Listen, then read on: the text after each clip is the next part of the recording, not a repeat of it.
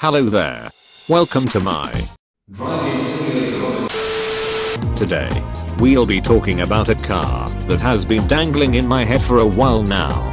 I present you the Auston Volcano. Oops, that's the wrong Vulcan. Give me a couple of seconds while I change the image. That's the Vulcan we'll be talking about. In the game, it's called the Auston Volcano. This car costs around 1.2 million credits.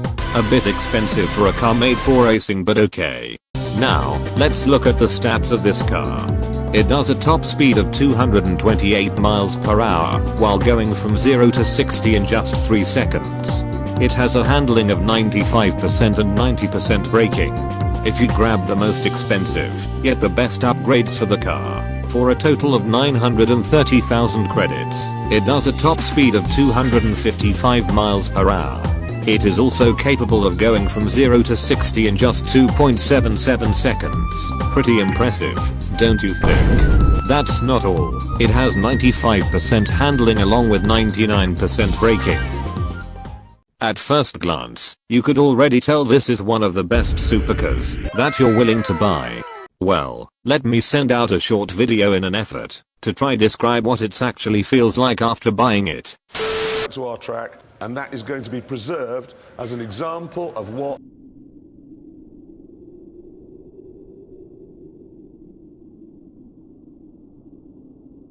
Baba Booey.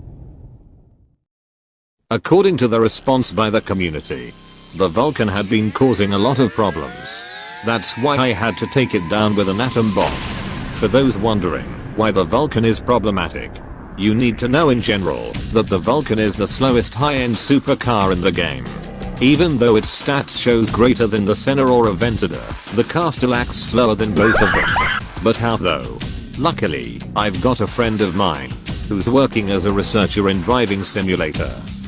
Without him, it would have taken more months to actually find out what's causing the Vulcan to be trash. This is what he summarized. For a track-only vehicle, it sure does have a lot of understeer. Acceleration isn't that great either. He sure does have a point about it. To make things look more understandable, I'll put up the advantages and the disadvantages within the Vulcan. Let's start with its advantages.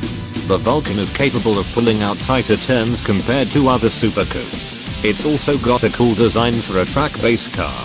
Oh, and that's about it. Alright then, let's look at the disadvantages. Like what my friend mentioned before, it has a massive understeer when reaching at its top speed, and equipping with a lackluster acceleration. In result, it makes its top speed look like a joke, along with 1.2 million credits being an absolute excuse of making it look like the best supercar. It also tends to lock the brakes up, but this happens sometimes. So, if anyone had their brakes locked up, bad luck. Now, since I've covered up the Vulcan's true performance with the help of my friend, few questions should come up to your head. Like, what are the races that the Vulcan seemed good at? Or, what should I do if I bought the Vulcan already?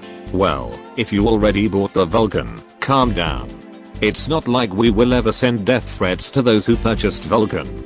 If you purchased the car because of its looks or you just simply hated meter cars, you could join well with the 3 unreliable trio gang with Huaya and P1. If you purchased the car because of its good performance, I'm afraid it isn't, but at least it will help you on your grinding quest for hypercars.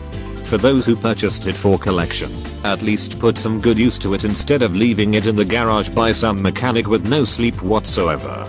Let's list down some of the races that Vulcan is capable of. Actually, the Vulcan is pretty much a perfect car for all kind of races.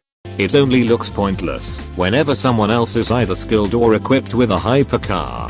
Plus, putting a track-based car into street racing seems not legit, and there's only a few races in game that makes Vulcan look like the perfect job. Here's my summary of the car.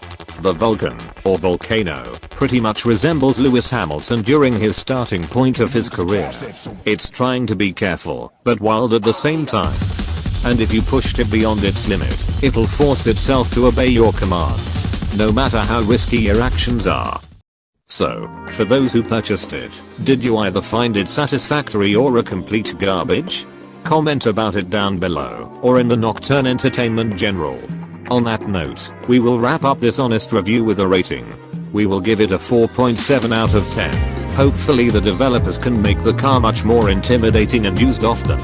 I will see you in the next review, if there's any.